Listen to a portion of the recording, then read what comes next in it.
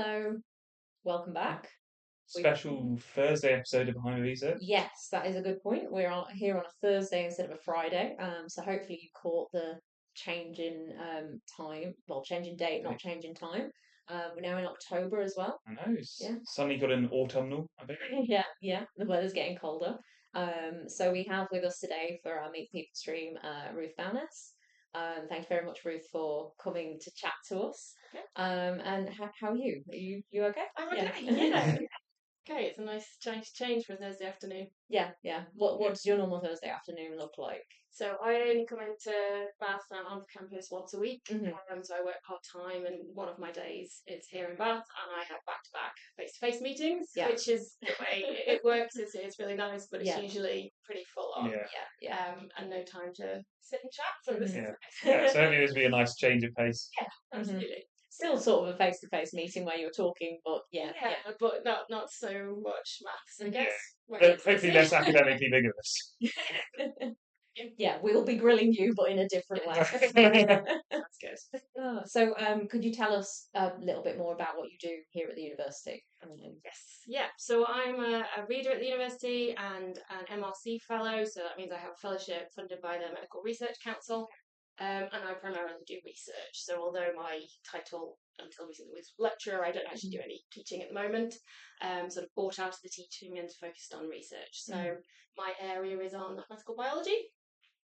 So I look at infectious diseases and study, sort of simulate what goes on in patients' lungs. So it's all within host as opposed to the spread of disease. Interesting. Yeah, so I focus on looking at the disease dynamics, host pathogen interactions, looking at the immune response, and then also treatment.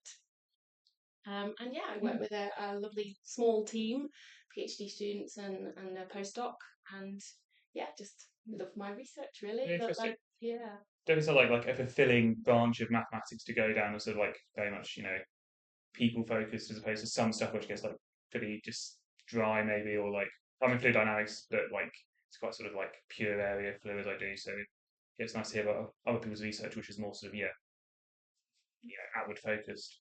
Yeah, I think I actually did my PhD in a completely different branch of maths. So my PhD I did up in University of St Andrews, and their expertise there, or one of their expertise, is really in solar physics. So it was in magnetohydrodynamics. So something quite different. So that was my PhD, and I loved the maths and the computing, the computational modelling side of it. I never really got excited about the application, so since Brian Cox has been on the scene and made it all very popular, it's kind of a bit more accessible. But when I did it, it was a little bit before that, and I just never got excited about the sort of solar physics side of it, and actually left academia for a year, went and taught maths in a school, which was fun. But I missed that academic challenge, I guess. And then I just saw a random postdoc advertised in mathematical biology, and yeah, I just thought it sounded really exciting to do something with a sort of tangible outcome, something like with clinicians, and so yeah, I haven't looked back.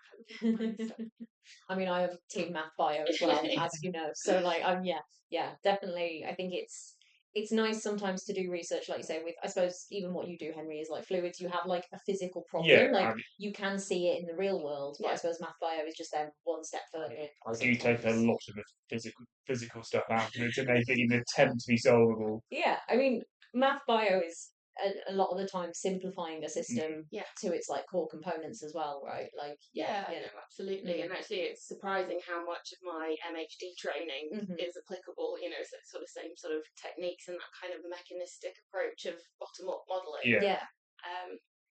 I really like the interdisciplinary working, so working with clinicians and actually finding out what do you want to know and kind of being driven by that. So that's the bit that kind of gets me. Because you said you are a fellow with the Medical Research Council. So can you tell us a little bit more about what that means, and I guess then the crossover between like maths and medicine? So basically just means that my research is funded by them. I applied for a fellowship and sort of developed my own research proposal, my agenda, what I wanted to actually do, and that kind of aligned. So EPSRC do have a math bio stream. They never really used to have it so much, and I had a previous MRC fellowship, so I think this is why I kind of stuck with MRC. I think I'm kind of on that interface where I could have gone with either. Yeah. But I think because I work with clinicians more than biologists, Okay. I sort of went down that medical Yeah. route.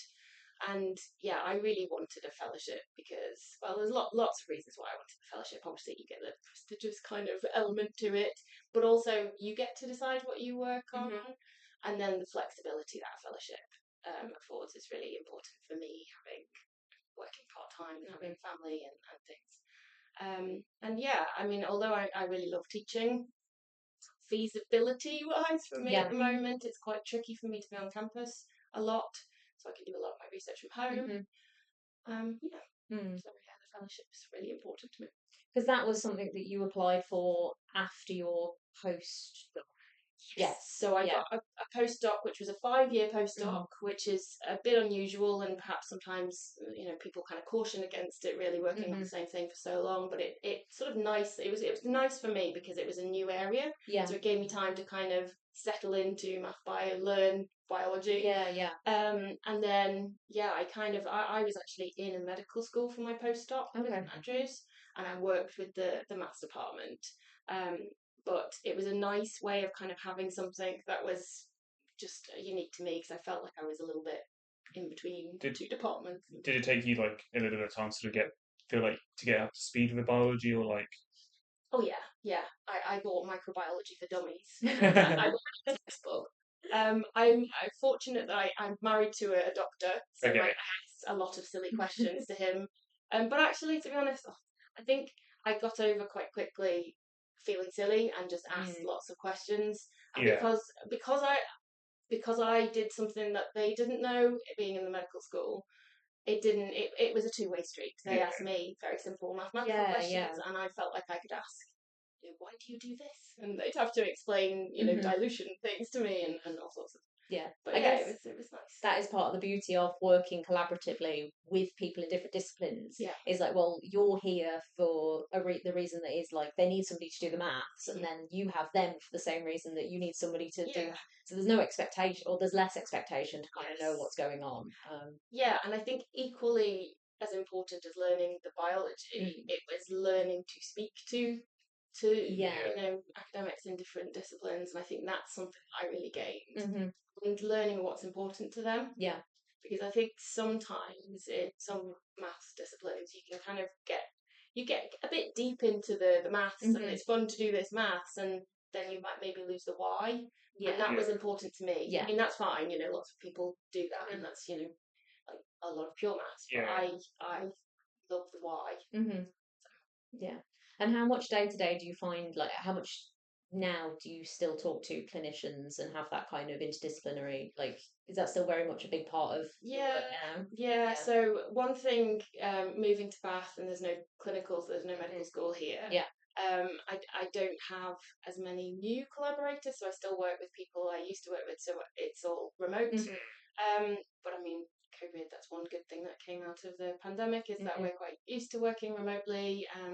A lot of my collaborators are in South Africa, for example, anyway. Wow. So, and London, for example, I worked with when I was in St Andrews, and I do still work with them. Probably a bit less, because I sort of know a bit more, and but I think the new fellowship that I've just started, this project, it's quite important for me. I've got during the project, I've got milestones where I want to have meetings with all of my clinical collaborators, and not just the academics, but I'm going to get patient representatives in on the project as well. So one of my clinical collaborators has just developed so tuberculosis is the main thing that I work on. That's what the project is focused on, and he's just developed a group of patient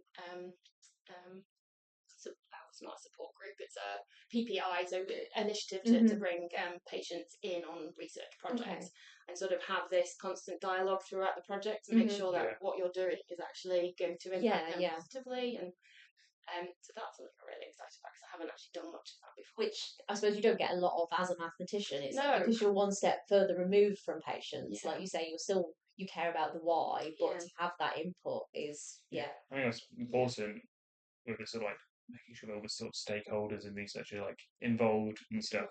Yeah, and I think again that's another reason why I really like that kind of, because I get to learn about all of these things that I didn't know about if I was just, doing a less applied topic, I suppose. Okay, so maybe we'll go all the way back to sort of thinking about like, was there ever, because I guess you dabbled in sort of mathematical biology, mathematical physics, different things. Was there ever any doubt? Was maths always on the cards for you? Like sort of growing up? Yeah, I loved it as a kid. My mum used to say that I used to try and beat the till in the supermarket. I just always loved numbers, bit of a geek like that. Yeah, love it. So I always liked maths, and it's funny actually because I knew I liked maths, but I reread a personal statement that I wrote when I was, I think it was like around GCSE age, and I said I want to do mathematical research, and I was like, did I? I didn't know it was that, and I didn't even know that I knew what that was then. So yeah, I think I did always want to do it. Yeah, I think I fished out my personal statement like a while ago, and again, like now, probably sitting on the very, very applied end of maths. And I think my opening line was like, "I love pure mathematics." Yeah. And I'm like, "What? You didn't even know what pure maths?" Well, I think that's what it was. The textbook said pure maths, so that's why. It's always the same. Pure maths, at like GCSE and A level, is like applied stuff. It's like calculus and that sort of thing. Yeah. So I've done some like tutoring with like further maths students and stuff over summer, like helping to run like a sort of maths entrance thing for like people who don't get that with their school. And like a lot of them are like, "Oh, so you do applied maths?" What's that? I'm like, it's basically what you're doing. What you consider to be like pure maths is just applied maths. Yeah, it's a bit confusing, isn't it? But I think it's nice, when you do your degree and you can dip in and out of all of the different types of maths. I mean, I really like. So I did after my degree, my undergraduate degree, I did a master's in Cambridge. Okay. And I actually did mostly pure modules. Right. Okay. Then changed and started kind of deviating towards applied. But I've tried lots of different maths, and I think. I think it's definitely something like I'm starting to appreciate now going into like my second year of research and stuff. It's like being able to go to a talk from someone slightly not in your field and actually be like, I still actually understand what you're doing here. When like previous to the beginning of like you're like, no, I'm confused. I definitely think slowly I'm starting to like think I'm starting to understand certain areas of mathematics better. Maybe I'm just trying to convince myself of that. I think sometimes the further you go on in your research career, the sort of more siloed you can get. Yeah. So it's nice to make yourself go to these things now. I was looking at the array of different seminars that the maths department have. It's like, I haven't been to any of them apart from the CMB, the Centre for Mathematical Biology one. I should probably go to. I'm trying to make a concerted effort like this year of going to at least, so I always get to Ames, but I like to try and, which is applied interdisciplinary maths seminar. But I'm trying to make a concerted effort to go to one other seminar that's not that from somewhere else each week. Good. Just even if it's like a pop or a stats one, I'm not really going to get anything. Just being exposed to it, I think, is useful. I think you use statistics in a surprising amount of times. Yeah, where you I definitely wish I had a bit more statistics. I definitely remember I remember in like first year, as soon as I didn't need to do it anymore for I think I just dropped it, just walked away. Yeah, I definitely feel like I need to pick up a bit more stats at some point. I think it feels like a high risk, high reward kind of thing with like going to a kind of very different seminar though. Because if you've got a really good speaker and a speaker that can convey their research very well, then it pays off in going to that because you are going to understand more. But if you're going to get somebody who's going to give a very high level talk, then I mean, picking the right ones, I guess, are important. There's always just take your laptop and work on the back if it goes wrong. You just do that, surely. So you did undergrad at St Andrews, is that right? Yeah. And was there any particular reason that you went all the way up to Scotland? So I lived in the Isle of Man when I did A-levels. So going anywhere was necessary. It didn't make much difference, I think, and I just got a real nice feeling for St Andrews when I went to visit. It was a very good instinct for me. Can't even remember. I think I just did it. I had a conference up there in the Eastern. Was absolutely beautiful. It's quite remote. I mean, I lived there for a long time. Yeah, the conference dinner was like in Dundee because that was the nearest place, like a decent place. These places, but it's fitting a lot of people. That's I'm sure as I lost was like we went. It was just like, okay, where's a big? And you again, did you keep like your undergraduate sort of choices of modules like quite broad? Like you, dabbled in a bit of I everything? did a bit of everything during my undergrad, and I came out thinking, oh, I think I like pure better. Okay. And then so I did a course at Manchester afterwards. So that was in applied numerical computing. Okay. I mean, I literally dotted around all over the place. I did that, and then I went to Cambridge. Started off doing all pure modules. I remember the advisor saying to me, "Should you go with applied? You seem to like from your CV, you seem to be applied." And I was like, "No, I want to do pure." And then about 6 weeks in, I was like, "Maybe I'll do more applied." And I did that, and then halfway through my course at Cambridge, I kind of figured out I wanted to do a PhD, and then I went back to St Andrews and did my solar PhD. Did you have any research exposure during like your time in Manchester and Cambridge, like, because I think that's a lot of people that go on to do a PhD have kind of had some kind of early exposure to research. So I did a summer project while I was at St Andrews, so between my 3rd and 4th year. I remember sort of almost not knowing what it was. And I think that is a big thing, isn't it? Yeah, definitely. I was exactly the same. Like I did summer projects, and it was only when I had supervisors that said, "Oh, have you thought about PhD?" And it's like, "Well, what's that?" Yeah. Like the PhD students are just the ones that come and help us in our tutorials. Yeah, and actually, so I did my summer project in the MHD Solar Group. Right. Okay. And I think that's kind of what drew me back. That was fun. And, yeah. So tell us a little bit more about what your PhD project was on then. I can't promise that we'll understand it.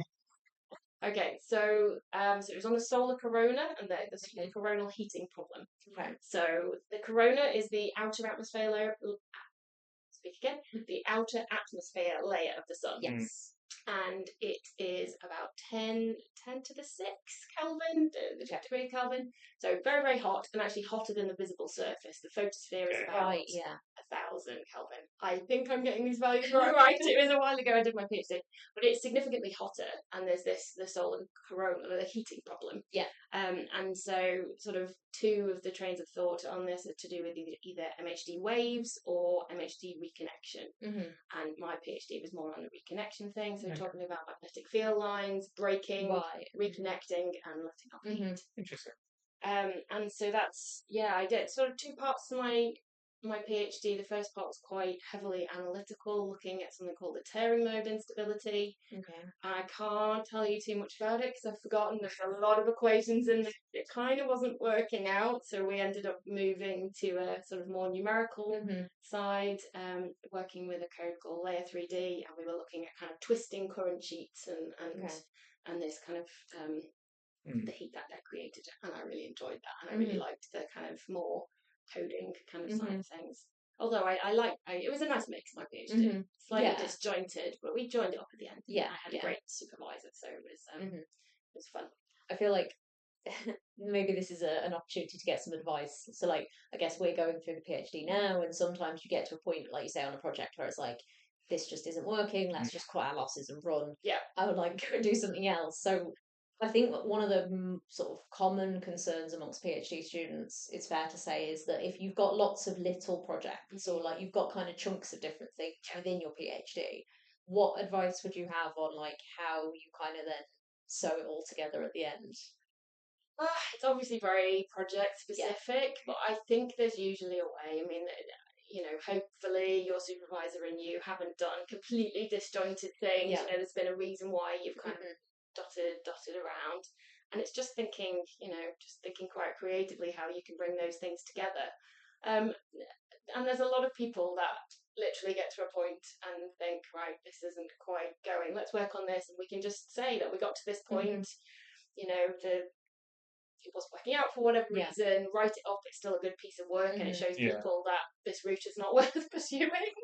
And then I think that's valid in being able to prove that a method didn't work. Exactly. If you can be like, oh, we tried this like well-known method, it didn't work for XYZ, so we're not going to continue. I think that's it feels a bit demoralising as a PhD student, but actually, so the thing that I was working on, I think it hadn't been worked on since the 70s. Right. We gave it a good go. It's not. But maybe if somebody in the 70s had published and said, this isn't actually working. Then exactly. You would have gone down that rabbit hole of Yeah, but I would say, it's always good to take a step back and think about why you did those projects. And there's always a way of tying them together, I think. And I think, the earlier you identify it and chat to your supervisor, I think if you go to your supervisor and say, I'm a bit worried about this, I'm sure they'll help you figure out a plan to tie it together. Yeah. I think sometimes supervisors have this bigger picture idea. Yeah. Like, again, you're like, as an academic, you're sort of more used to research and projects coming together, and sometimes I think it's hard to see the wood from the trees. Like, There's as a always PhD student. something when you ask your supervisor and you just get like a different answer each time. And then Well, I think I'm starting to be guilty of this. I think it's because the research is evolving. Yeah. And you're kind of, I've had a new thought, and actually this is like it's not completely different to what I said before. It's just a development of that. Yeah. But I think I would encourage you to sort of say what you said last time. Yeah. Reasoning, because there's usually a reason why. Yeah. But I totally get how that middle part of your PhD can just be quite terrifying, and you feel like, where is this going? When is it going to end? Is it going to end? But it does, and the last 6 months of my PhD I loved. Okay. Because I was like, this is working. I love it. I can see an end. There's hope for it. Like, there absolutely is. But I would encourage you to speak to your supervisor. The 18 more months until that point. Yeah. A friend of mine used to say, just keep swimming. Finding Nemo, just keep swimming. But so that was more mathematical physics. Was there any point where you saw yourself as more of a physicist than a mathematician? Or never? No. Okay. No, and I guess that was the problem. Yeah. So I knew I wasn't. So at that point, I was like, I'm not staying in academia. Okay. I loved doing what I was doing.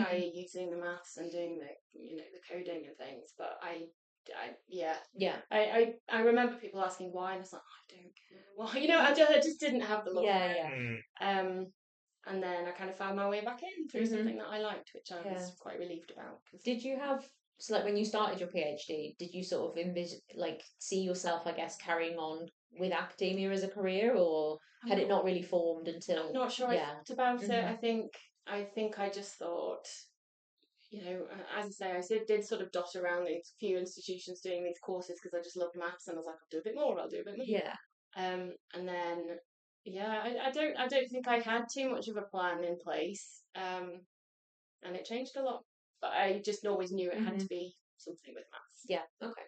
And would you say that it's a good thing that you then didn't actually have this perfect plan of what your life was going to look like, or the fact that it did change?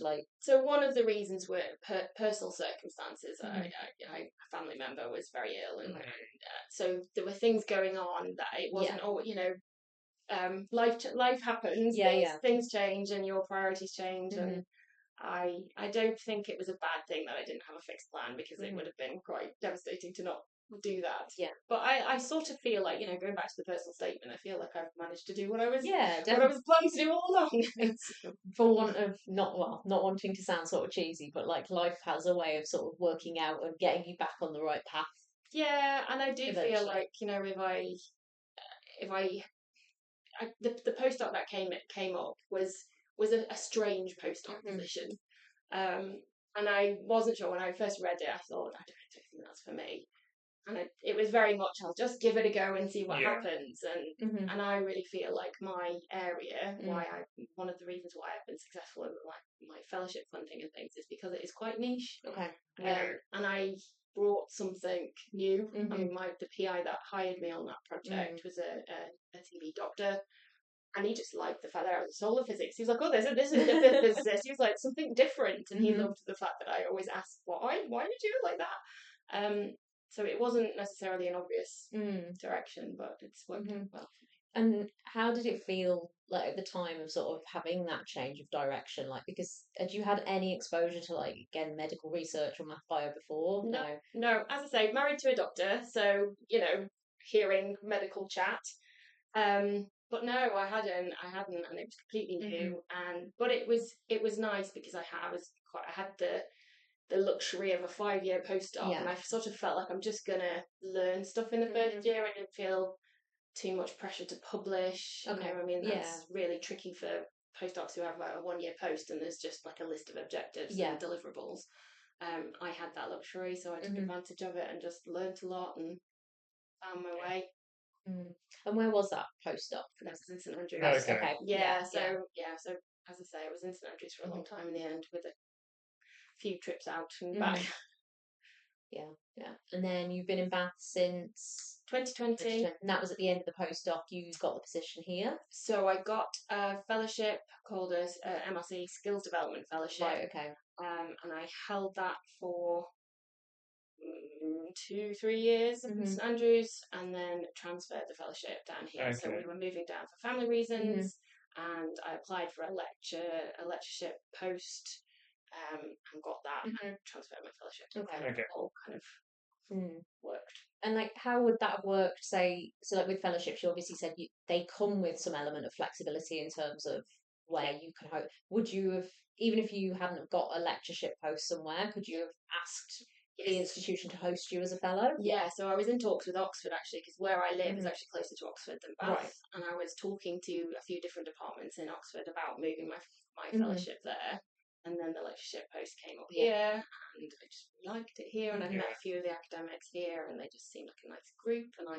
like that's important to me. Yeah. Yeah. Yeah. Definitely. So I just got a really nice feeling from Mhm. the department, and I was lucky. I was Yeah. lucky for timing and things. And as you say, that the way that works is then the fellowship buys out your time as a lecturer, so you didn't end up doing any teaching, or Yeah, exactly. So. Do you think you will at some point in the future? Yeah, I feel and I want to, but basically, so I've just started this new fellowship, which is 5 years full time, but because I work part time, it extends it. Okay. So it's 8 years and 4 months. So in 8 years and 4 months, probably done 4 months a bit now. So in about 8 years, yes, I will do some. Okay. I mean, I'd like to think I would do some before then. Mhm. It's just the logistics of my part time working that we'll have to factor in. Mhm. Yeah.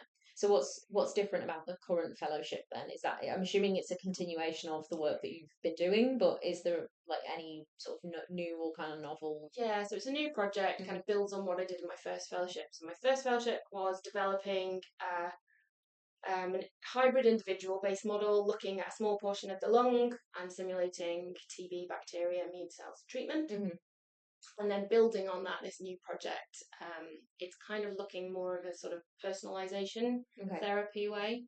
So looking at different subsets of TB patients, so in particular patients with HIV, because that's a big problem, and also diabetes, and looking at the immunological differences in TB diabetic patients. Completely changes the profile of the disease and the treatment outcomes, but currently is not factored into treatment. It's very standardized treatment for TB. So I'm kind of going along that lines. Also with the new element of AI, which is not something I have experience in, so I'm quite excited about learning a bit of the deep learning. So basically I have access through one of my clinical collaborators to a collection of PET CT scans that they did during a clinical trial. So actually looking at the patient's lungs. So we're going to use deep learning on that to basically identify the area and extent of TB disease in the lung, and then try and map that onto like a starting spatial domain of my model. Okay.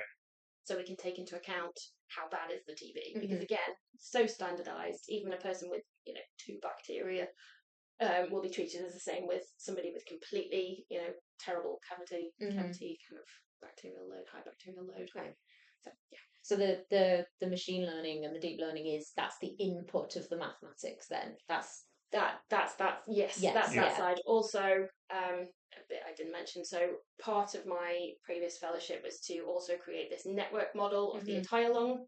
So part of this project will be to embed the individual based model into the network. So it'll be a whole lung model. So using each node as an IBM will be work as a node. That's pretty phenomenal. Like when it all comes It sounds together. cool, doesn't it? I mean, do the work now. I also admire the fact that you're very excited of like embracing AI, and like I think if that were me, I'd be like, no, it's too scary. I don't want to. I think I used ChatGPT for like the first time the other day, and I was just, this is all that, like, but Yeah, I really admire the fact that you're Yeah. just throw me in at the deep end and I think that let's go with it's- the times. yeah, the nice bit about research is that you get to learn new things, isn't it? So that's something I don't know about and want to learn about. And the maths behind it is, accessible to me. So it's that kind of black box bit that I might have to learn to fit but working with collaborators again, so there'll be experts working with us and advising us on that. Yeah, I was going to say, do you have collaborators that are a little bit more, have a bit more expertise on that? Yes. Yeah. I'm not completely going in the dark. Yeah. I'm hoping to hire a postdoc to help with that work. Oh, yeah. Oh, nice. Yeah. So then that'll be a postdoc sort of more in the machine learning kind of side of things. Yeah, with that expertise, looking at sort of image identification. So not necessarily in math bio, but anyone that's got experience in identifying features in images. Okay. That's why I'm quite keen for. Nice. And you already have a team of postdocs and PhD students, you said? So 2 PhD students and another one just joining. And then I had a postdoc. He's now a Mira in the IMI. So but he's still working on our project. I'm kind of still stealing him a little bit. And then I have funding with this fellowship for 2 new postdocs, one on the AI side and one to help with all the other bits. So it's a big group of people that you like. It's getting big now, which is a bit scary, really. It's lovely, it's lovely, but it's quite exciting. I'm going to start a group meeting, so I'll figure out the logistics of that, which will be quite nice. Another one to add to your Thursday. I've put it in Thursday at 3. Okay, so if we see you, because you're organising the CMB seminars, which are our math bio seminars this year as well. So if we see you a bit flustered, for Thursday, just getting through the list of things. And you mentioned that you got on really well with your own PhD supervisors. Like, would you say that the way they supervised you has influenced you as a supervisor? Influence, yes. I don't. I think I have a different style. Okay. I don't want to say too much. No, I think it was a slightly different time, and I'm quite informal and I'm quite chatty and I'm quite led by the student. So what works for them. So 2 students at the moment, third one about to join, and I would say that those 2 students get supervised very differently. It's just what works for them, and I'm very flexible. No, that's really good to hear. Yeah. Because as you you've sort of been there, done that, got PhD, so you know all the difficulties and kind of I know what worked for me, but I'm conscious that no 2 people work the same. So trying to keep that in mind. And then and then you've got postdocs joining, obviously. Again, postdoc supervision, is that slightly different? They're a lot more independent. Or, Again, it'd be different. So I've had technically 2 different postdocs. One was a previous PhD student at St Andrews who did a very short postdoc with me straight after his PhD. Very different to current postdoc. And again, it's what works for them. But I think the big thing there is kind of letting them manage their own things and making sure, encouraging them for career development things and acknowledging that although they're working on your project, they want to think about their own ideas. And so it's kind of a balance of, I think some people do use postdocs a bit too much just to further their own research, but actually just encouraging them to be their own independent researchers as well is something that I'm quite keen on trying to do. No, as encouraging, because I think that for me, the I guess there's that kind of scary thing of like going to get a postdoc is like, am I expected to like know everything? Like, am I expected? It kind of feels like I should be like, you've done the PhD now, that was your learning time. You need to go and get the postdoc, and you need to be like brilliant at it. But no, like that though. I think. I mean, as I say, my everybody's journey is different. My journey was very much a 5-year postdoc on one particular project that led into a project that I've carried on working on the same thing. But I really like it when people do fairly short postdocs in completely different things and just use it as a way of developing their skills. So that by the time they're then thinking, maybe I'll write a fellowship application and such, they've got all of these different skills and they're not. There's no right way of doing it. I would say. And you're definitely not expected to know everything. I think you just, you have to show a passion for the topic and are willing and, So I think by definition, doing research is you don't know everything. It's where you have to do research. If you knew it starting, it wouldn't be research. Yeah, exactly. I think it's I think what I'm going to be looking for when I'm doing my postdoc recruitment now is the kind of how they work, what drives them, and do they work well with people, and especially for my team, like would they speak well to clinicians, and delivering your research, to presentations and things, it's very different presenting to a math bio seminar to a room full of mathematicians versus medics. It's very different, and then having those skills, that's important to me. And I mean, you did your postdoc in a completely different area. Would you, how willing are you like to look at people who did their maths in somewhere completely different to come a postdoc in? The sort of, obviously you need certain set of skills to be able to do it, but like, how much of a sort of background in biology do you sort of feel like? Well, again, I learned it all on the job, so it wouldn't put me off if people didn't have it. I think it's an advantage a bit. So, but yeah, I think, like I say, it's more the kind of skills, not necessarily the knowledge, more the skills. So, have they worked interdisciplinary in whatever disciplines they are, and that sort of thing. Kind of willingness to learn, and be excited about the post that they're applying for. I think that really comes across. Yeah. Well, it's good to know. I will bear that in mind for like a year's time. Got to finally stop panicking. We'll remind you. Don't worry. Oh no, you'll be gone. You'll be up on your postdoc. Matt will remind you. I think that's probably a good place to have a little bit of a break. So if you're in chat, if you're watching, then don't go anywhere. We'll be back in 5 minutes, or do go somewhere, get a drink, whatever.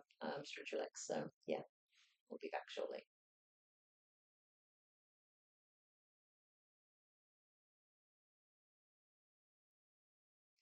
Hello. We're back. Hopefully you went to get a drink or a snack or stood up. Yeah, none of which we did. Steve over by dismantling them or climbing out of a window. Yes, true. So anyway, we've talked through obviously your sort of research and academic career. But I give each of the streams a title. I don't know if you've seen me sort of advertise it, but I give each of them a title, trying to make it based on like what our guest does or is about. And I remembered something that you'd said to me when we were in Toledo for a conference about giving a presentation. So I decided to name the stream "Channeling Your Inner Wonder Woman." Oh, I love it. Okay. Because I think I remembered that you were saying something about that is what you do when you give presentations and sort of have to kind of gear yourself up to sort of go and be brave and speak to people and present research. But I think that you're also a bit of a Wonder Woman anyway, whether you think it or not, because of the amount of things that you do outside of research. And I don't know how you do it all. But can you tell us a little bit about some of those? Sure. So the Wonder Woman thing. I went on the Aurora Leadership course. Have you heard of that? Yes. And they were telling us about quite a lot of quite powerful research to show that if you basically make yourself big when you're nervous, instead of kind of crunching up, if you actually make yourself big, Wonder Woman pose or something like this, if you do it for 2 minutes before a presentation or something, it gives you confidence. So I was like, I'll give it a go. And I do that now. Corny as it is, I think it works. And I do get quite nervous before I give talks and things, despite giving them quite frequently. So my Wonder Woman pose, I like that. My eldest daughter, actually, so I have a keyring with Wonder Woman on after starting doing this. And my eldest daughter said to me, "You're like the least like Wonder Woman I know." I think she meant that I wasn't sort of fierce and we'll go with that. But we won't hold it against her when she needs pocket money. Anyway, so I do a lot of things. So I outside of work, I have 5 children, which is a little bit crazy, but also wonderful. Eldest is 10, youngest is 1, so they're all quite close together and quite young still, and that's why I work part-time. So I work 60%, I do 1 full day in Bath, and then I have 3 days at home, do school hours, so I can still do school drop-off and pick up basically 4 of the days of the week, which is a really nice mix. And this is one of the reasons why I was saying that the flexibility with a fellowship is essential for me.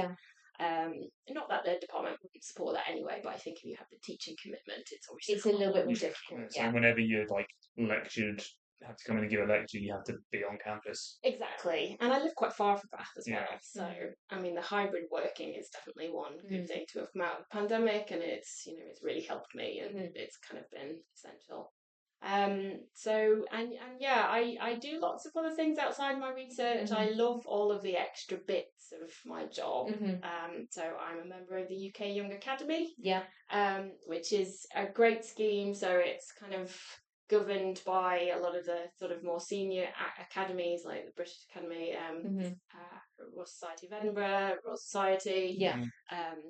And yeah, basically not just academics, people working in industry and across sectors kind of apply to become a member, and then we work on things that are important to society. So sort of lots of different schemes. One of the things that I want to do as part of it, and there's another member that's quite keen on doing this, is looking at promoting maths in particular for me, but applications to university for disadvantaged children, basically, with their different backgrounds. And so supporting things like personal statements and just doing lots of really cool things like this. There was so I used to be a member of the Young Academy of Scotland when I was up in St Andrews, and they had like a numeracy matters kind of initiative where just sort of explaining where you need maths in every day, like loads of different jobs that you wouldn't necessarily think of. And there's just loads of nice schemes, public engagement, and working with policy, so kind of feeding into government policy with research, kind of where the impact goes. So I love doing that. Trying to think of the other things. I mean, we can pause. Like, I don't know, like, you have to remember them all. But the young, like, how did you get into that, the Young Academy work? Because it's not. I must admit, I don't think I've heard of it before. Like you said, obviously, it's something you're part of. But is like as outreach and public engagement, has that always been something that you've been quite passionate about? And yeah. I think just the STEM ambassador, like from early on when I was doing my PhD, I became a STEM ambassador. Women in science, and kind of being seen and encouraging school children. So I've always kind of gone into schools. I was actually when I was in St Andrews, there's a school in Edinburgh who have this Hall of Fame, Mathematics Hall of Fame, and they pick a female, well, not necessarily female actually, they pick a mathematician each year to highlight, and they induct them into the Hall of Fame, and they picked me one year. I was very honoured. It was a bizarre kind of thing. Basically, they pick a few and then they vote on them. They kind of and then you come in and present, and it was just a wonderful opportunity. And every time I've done things like that, I've just really liked it, and it's just really fulfilling, and you kind of thinking of inspiring. And obviously, I said I worked in a school for a year, and I really enjoyed some aspects of that. And the public engagement, I think, that kind of feeds into that, but also on the sort of tuberculosis side. Yeah, a lot definitely. of people don't know that TB is actually a massive infectious disease. It is a really big problem globally. People think it's a disease of the past, and it's not. So kind of highlighting my work and why I do it is important to me. Kind of going back to what I said about the why in research, kind of feeding back to, generally your research is publicly funded. Why are you doing it? Why does it matter? And you need to tell the people what you're doing. Yeah. And I just feel very strongly about that. So. Yeah, no, it's really, because I think especially your research, when it is so relevant to the public, I think it's easy for some people who do stuff that isn't as applied or isn't as sort of isn't medical research or something, that it becomes quite easy to sort of hide behind it and not really think about it. But then, like you say, actually, for you, being able to communicate what you do effectively is so important that it's a skill to. Yeah, it's a good skill to have. I think the more you do it, the more you enjoy it and you find it satisfying. And I think there's always a way of inspiring people, no matter what your application or pure maths. Sort of going into schools and saying you can do this with maths, because they don't see all of the different things that you can do. And am I correct in saying that you also sit on editorial boards for journals? Yes. So a couple of the leading math bio journals, and that's a nice place to be, because you see all the exciting research coming in. Yeah, and Royal Society Open Science as Mhm. well, which is a relatively new one for me. That's kind of more on the policy side. Okay. So I see some interesting things coming in there. Mhm. So yeah, it's a Because then, like, how does something like that work? I suppose maybe if we explain a little bit about the publication and the review process for people who aren't familiar. I mean, yeah. So when we submit academic papers, they have to go through a peer review process and usually they get sent to a journal first that is relevant to that field, and then they usually get sent out to maybe 2 or 3 reviewers to get feedback on the papers. Yeah. But there is overseeing that. There is an editor. There is an editorial board. So where do you sit within that? So I am called an associate editor or a handling editor. So basically, somebody will look at it, that person will make sure that it's a credible source and it's not a paper mill kind of an automatically generated thing, which happens quite a lot at the moment. And then basically assigns it to an editor in the field. So they will say, oh, this is some math bio, infectious disease, something, maybe Ruth can handle this. And then I will look at it, check that the science looks good. Different journals are different in the fact that some of them are very much like, if it's scientifically sound, we will publish it. Others are very much like, it has to show some new insights, it has to be exciting, it has to advance the field. So depending which journal, I'll have that kind of thought process. And then at that point, I think, right, who do I think is a good person to review this? And then I'll invite them to review it. And I don't necessarily know all of the people. Obviously, there's hundreds of people that I can look, but I, do my research and invite them to review it. And people have such a workload. You get a lot of people saying, no, I don't have time. But the hope is that they suggest some more people, and then I'll invite them, and the process goes on, and it can take quite a long time to actually find the right reviewers. So if you're sitting there waiting for a paper that's been under review for months, the handling editor hopefully is doing their best to try and get the right people to review it, because as well, you don't want the wrong person to review it who doesn't really understand the science and then just rejects it or asks for some things that aren't really relevant. So yeah. And how did you get into that? Like, so I was invited onto the editorial board. Yeah. I think just my experience in being the reviewer, I guess. Just after a while, I guess you build up a bit of a reputation for. Generally, as a handling editor, you can see, oh, this person has been invited so many times. They've said yes so many times. Right, They've said yes and then haven't delivered a review. Okay. So you can kind of build up, I guess, a reputation for. Yeah. And is that how much of your, like, I guess, how many papers tend to come your way, like, per month or something? I don't know.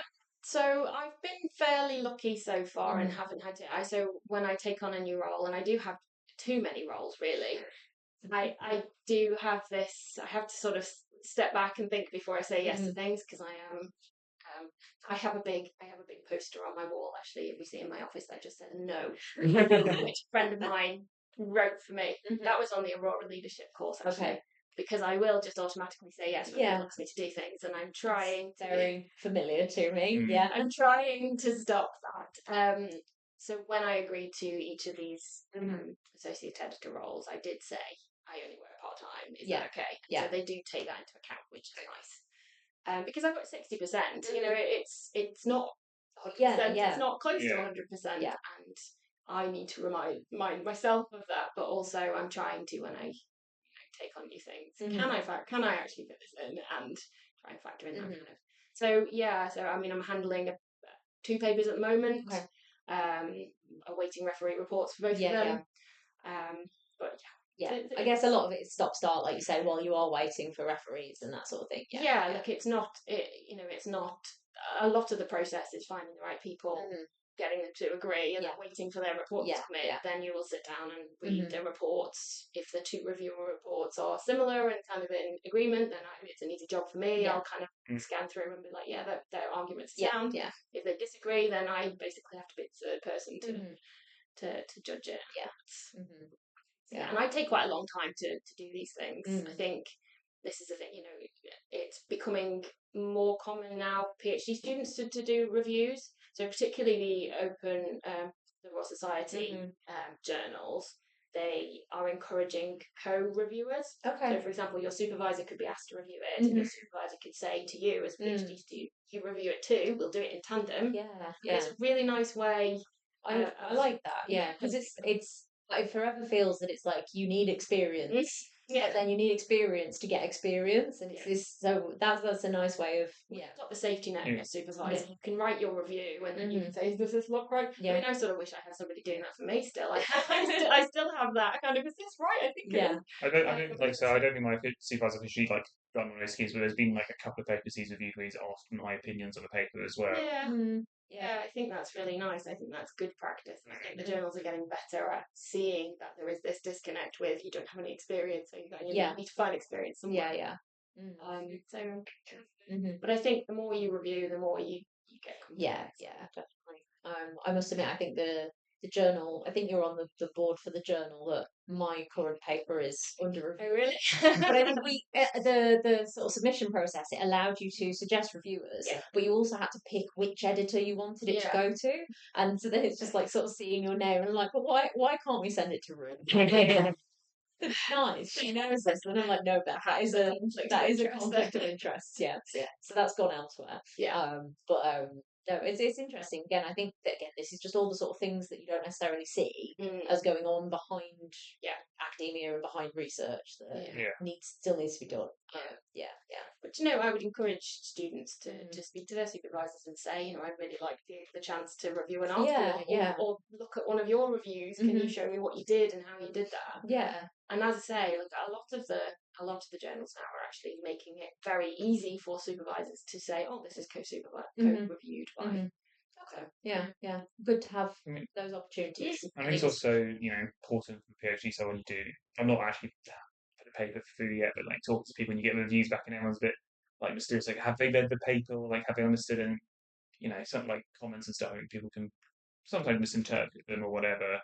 Yeah. I think it's pretty good to get the experience of the other side of like writing the comments. No, absolutely, and I think it teaches you as well. I mean, you get reviews back on a paper that you've written, and you poured your heart into it, and you get somebody criticising your work. It's hard, even if it's quite a good review. They're still pointing out things that they think you've not done very well. Yeah. It's not a nice thing to read. Even me, when I get them back, it's hard to think. I read it, scan it, put it away, and then leave it for a couple of days. Yeah. I'm like, right, a bit more rational now. I'll read it, and actually seeing it from the other side and seeing that what you're trying to do is just pick out these things that could just make this work better is quite a nice way of seeing that they're trying to help. Mostly. It's I think with as humans, it's just so seeing negative comments and being like, oh, they've only said negative things about it, but that's not like that just sort of means like the rest of the paper was excellent, so they've not commented on it. The point, like you say, the point is that they're trying to give you constructive criticism. They're not saying like, oh, but I really enjoyed 80% of this paper. Here's my comments. They've not told you all the bits they've enjoyed. They've only told the bits they think there's a tiny thing to make it better. That's why it's nice to do the sandwich approach where you introduce saying, "This is a really interesting topic. It really sets the scene and develops this." A couple of little comments that I'd make, and then finish off by saying, "But it's really nice, and if you address these, then I think." So it's about how you present it, I guess. But again, you learning that is a skill. But I think everybody has that negative bias. So you read it, and all you see is so like the middle, the filling of a sandwich. You do, and that's human nature, I guess. But it's kind of just trying to remember when you read those comments that it's coming from a positive. It's a place of support. Yes, or it should be. Yes. But good to know that sort of again is an option and is part of an academic career. So you also do some other bits within the department. You are wellbeing champion. Yes. And you're on the EDI committee as well. Yes. So, I mean, can you tell us a bit about what it means to be a wellbeing champion? Yeah, so this is something that Bath have, and actually one of the reasons why I was really excited when I applied for the role, because I just really liked the idea of it. So they're a group of people who are called wellbeing champions across the university. Not every department has them, but anyone from any department can be a wellbeing champion, and it's a network of people who basically get together and share ideas and then disseminate them across their networks, so across departments and things. And just any kind of new ideas that they have that they think might be beneficial for people's well-being. And something as part of my role, I sort of taken on the unofficial title of Department Wellbeing Champion, although it's a university thing. Yeah. I just will send out the odd email saying, I am here if anybody wants to chat. Yeah. And I think sometimes having that point of contact. Yeah, like is knowing useful. who to go to. Because I think, again, I guess within the PhD, we have our supervisors, and then if that's not if the issue is there, or there are obviously sort of academic like next levels that you go to. But sometimes it feels all a bit formal, and I think having somebody away from the supervisory team, away from the sort of senior staff, and I don't have the answers, but I will listen and signpost. And actually, the university is big and has a lot of different resources and different support mechanisms available. Every time somebody contacts me with a different issue, I will go and research things and find something new that the university was doing and I didn't know about. And I'm, in this network. So I think there's a lot of support available for people who need it. And I'm sure most universities have something similar. So I would just always encourage people to just ask someone and hunt out. The university websites have got a lot of information on them in a way. The issue sometimes with university websites is that all websites are so old, or like different generations of websites nested within each other. I think I find often the easiest thing to do is, like, if you want specific information from a university website, is just Google. Like, I will just Google. I do it now, even if I need to find like where I have to like submit a timesheet or something. I don't know the exact place, but I just Google like Uni of Bath, and then the thing. Yeah, I do too. Yeah, I do that for LUMS as well. I don't know where LUM is. I just do like 4 East 3.7 Uni of Bath. Like, actually get here. I was almost late for this, but no, I think there are a lot of resources, but I think sometimes people just want to speak to people, don't they? So I think having that kind of regular email is useful. Yeah, particularly wellbeing stuff. I think of just like, I think it's hard to like reach out to the computer when it's sort of probably an issue which that might not be helpful to do it with. So it's good to know that you're there, and you're just, again, a friendly person of like friendly point of contact. I hope it's helpful, and people do know that it's available. I've been on maternity leave until recently, so I'll have to send another one of those. But and is that something that is just for like postgrads and staff, or is it for like undergrads as well? Or... So it's just for postgrads and staff. I think there's other support mechanisms for undergraduates, and it is quite different. And I think that is advertised quite a lot through the through the undergrad community. But of course, quite happy to be contacted by me personally. I suppose that becomes a lot bigger role when it's like you're suddenly overseeing all of the undergrads as well. There's like 800 undergrads. But if they don't know where to go, I'm happy to signpost, because again, there's a lot of support available. But I think sometimes in a big university, it's overwhelming just to know where to go. And I think I really recognise that coming to Bath from St Andrews. St Andrews is quite a small university. You just know everywhere, and I think there's a lot of things going on, a lot of good things going on in Bath, but it's just where to find it.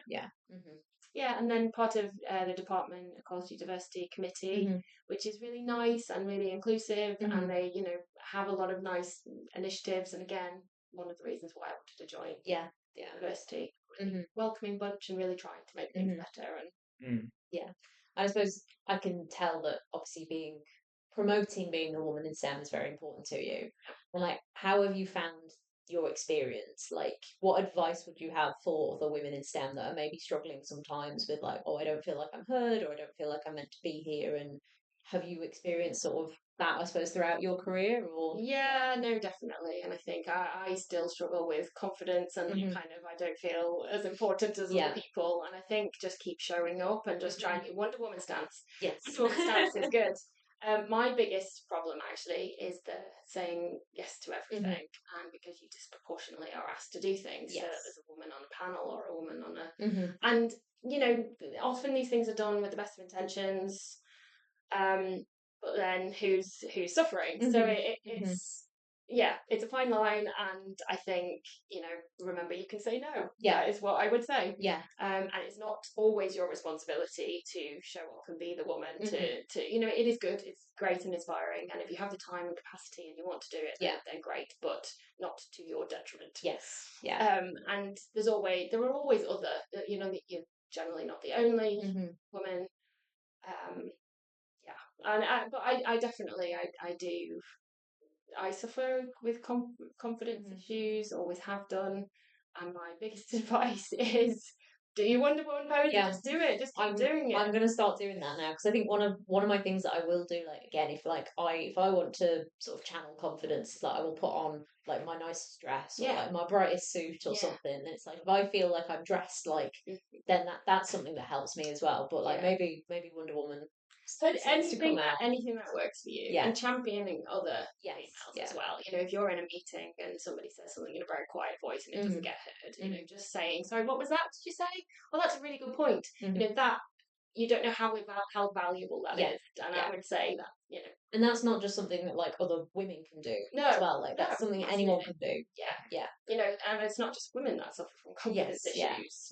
Anyone who you can see has made a really valid point and it's not been heard in a meeting, then if you've got the confidence yourself to do it, amplify that voice. And what would you say to somebody who maybe is thinking they don't maybe have the confidence to sort of put those PhD applications out there, and like if they're thinking about doing a PhD but they're maybe again not quite sure if it's for them, like what would you say?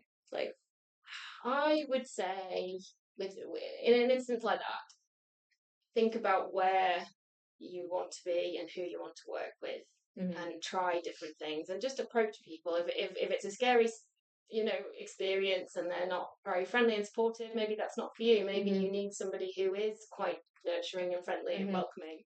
I would just say go for it. It doesn't take much to send an email, see what the response is. If you get that welcoming feeling, you can pursue it. But just try and have the confidence and go for it. Yeah, Wonder Woman. Wonder Woman. Yeah. And I mean, my final question is just Hulk smash. That's the other one. Yes, yeah. If Wonder Woman is not quite, yeah. Hulk smash. Sorry. No. You obviously do a fantastic job of juggling all of your different hats, including being a mum and having a career. For anyone, like man or woman out there, who is maybe worrying about that kind of, I suppose, that responsibility of academia and that kind of career progression, but also wants to think about having a family and having a life outside of work, like what advice would you have for juggling that kind of, I suppose, learning to say no is probably something that does come into it. Yeah. So I think that is a big part of it, and I think, so for example, I think I worked here for 2 years before a colleague I worked with very closely realised I worked part-time. Okay. And that's not their fault, that's my fault, because I didn't explain that and set my boundaries, and and I think so, you need to remember what your limitations are and say no. I think when I started my PhD, I think people sort of delayed having a family and things like that till they had secure academic positions. I don't see that now. I see people just, and I think there are more flexible, supportive routes now. Things like fellowship schemes. There are fellowship schemes where you can re-enter academia after career breaks for whatever reason. There are these support mechanisms, and I always say use them. If they don't get used, you're not proving that they are needed. And actually, a lot of departments are a lot more supportive than you think they might be. Yeah. So if you want to work part-time for whatever reason, because we are all human beings and have lives outside of works, do it. Use the flexible working. And do you think academia generally is quite a good place for that flexibility? I actually think it is. But I think it also is quite dangerous in that there are so many things you could do, and if you're like me and like to do these things, but I had a really good mentor when I was back in St Andrews who said to me, I remember there was a new opportunity and I said, I know I should say no to this, to which she said, no, you don't always have to say no. Do you want to do it? I was like, no, I really want to do it. She's like, if that's important to you, say yes to that and think about what you could lose elsewhere. And I know that probably sounds quite obvious now, but at the time it was quite revolutionary. Yeah. So actually, yes, you can say yes to some things, and the things that you want to do and are the reason why you want to do the job, say yes to them. Yeah. But think about you're going to stop doing to accommodate. So yes, that would be my good advice for that. I think that is really lovely advice, and I will try and use it myself because I am one of the biggest culprits for just saying yes. No poster. Yes. I'll print one out. Just stick it on my office Just a door. post-it note. Yeah. Just a email, automatic email response. If you're asking me to do something, no. Yeah. It's always there. Let me have a think about it, and I'll get back to you. Yes. Yeah. That's a safe way of giving yourself some space. Yeah. I practice. I need it. Yeah, preaching, not practice. Okay. And I think probably on that note, we can end it there. It's been really lovely to chat to you. So we will sort of say goodbye to Ruth, and then me and Henry will come back for like a little end of stream. Yeah. So if you're watching in chat, don't go anywhere. We will be right back. But thank you so much. Thank you. for No, coming it's on. really interesting. Good to chat. Thank you. Yes, and all the best with the new postdocs and the new project. And yeah. Thank you. Yeah. Right. See you back Okay. at the department anyway. Yeah. Thank Right. you. Thanks. See you soon, guys.